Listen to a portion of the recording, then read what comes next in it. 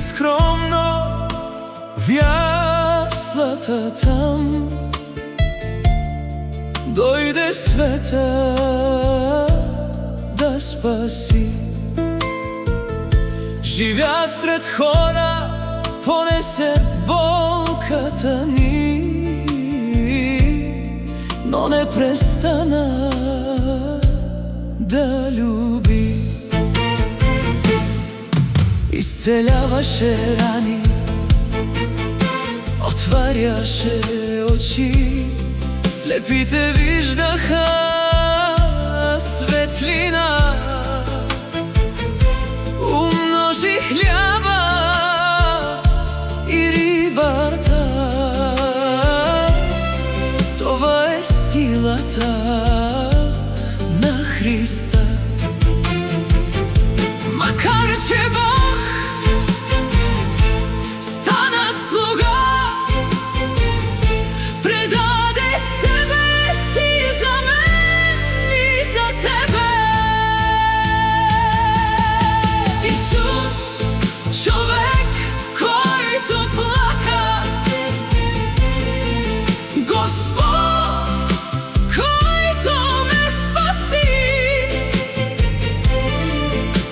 Цар, който кръста победи, завинаги жив е Исус. Исус, достоен за хвала, Агнец и Спасител.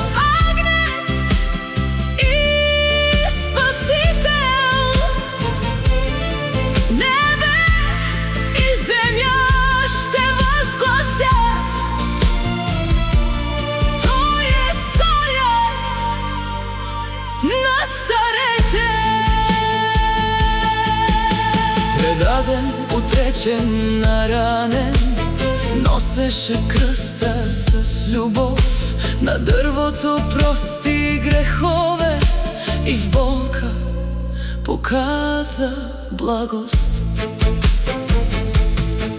Но на третия ден възкръсна Той, смъртта победи, камъкът се отмести.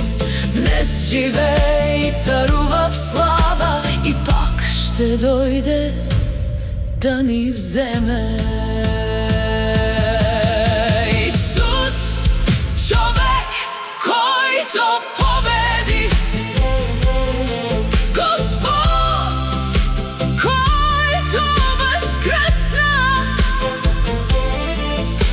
Цар, който ще дойде в светлина,